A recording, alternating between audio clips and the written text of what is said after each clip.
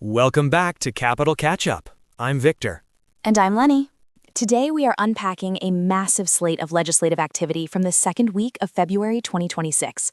We're looking at everything from a structural overhaul of the federal government to critical updates on veteran healthcare and the looming threat of a Department of Homeland Security shutdown. We have to start with the big numbers. House Resolution 7567, titled the Farm, Food, and National Security Act of 2026. This is the renewal of the Omnibus Farm Bill. For listeners who might not follow agricultural policy closely, this isn't just about subsidies for crops.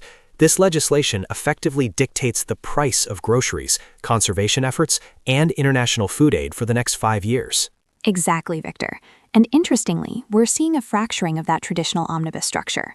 While House Resolution 7567 is the main vehicle, we have separate bills addressing specific components, usually bundled together.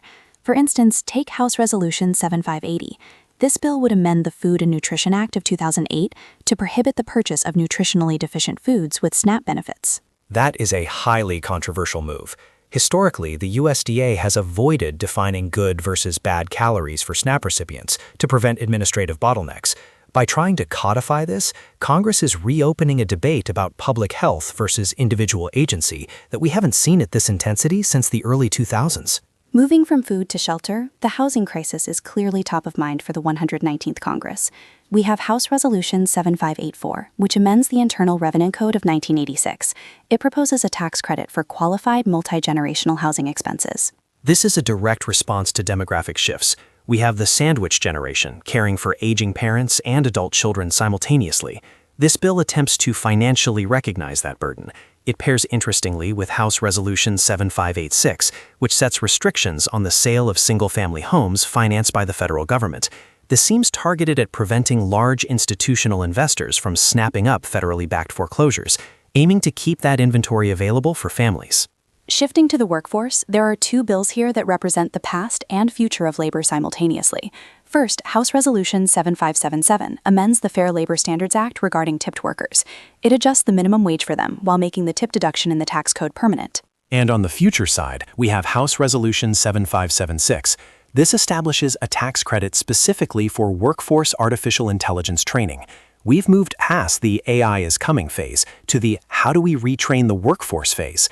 This is arguably the first significant legislative attempt to use the tax code to incentivize corporate AI upskilling. There is also a significant push for government restructuring. House Resolution 1295, the Reorganizing Government Act of 2025, suggests a broad intent to streamline federal agencies. We also saw House Resolution 7574, the ELO Realignment and Strategic Engagement Reform Act, which likely targets the State Department's diplomatic structuring. Speaking of the State Department, the Senate has been active with nominations. We have Jeremy Carl and Wesley Brooks nominated for Assistant Secretary roles, and notably Scott Socha nominated to be the Director of the National Park Service. That's a crucial role right now, especially as House Resolution 7578 is moving through the House, aiming to improve forest management to reduce catastrophic wildfires. The synergy between the Interior Department and these legislative mandates will be key. Let's talk about what's happening in committees, because the schedule was dominated by Veterans Affairs. This wasn't just standard markup. This was the joint House and Senate legislative presentation.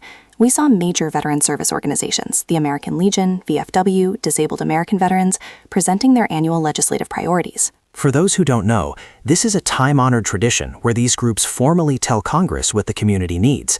It looks like the message was received, given the markup of bills like House Resolution 6047, the Sherry Briley and Eric Edmondson Veterans Benefits Expansion Act, and House Resolution 3726 regarding Fisher House availability.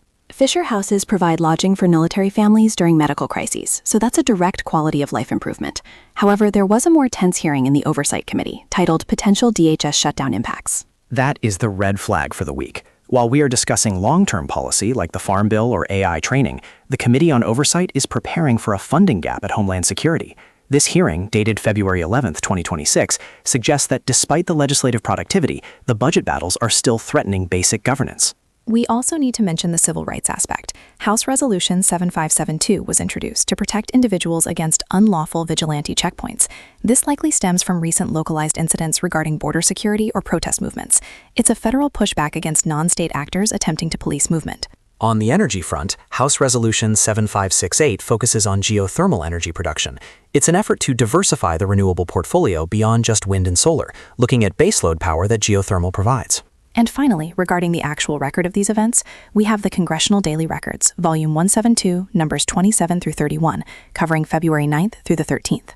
Lenny, maybe you can explain why these records matter to the average listener. Sure.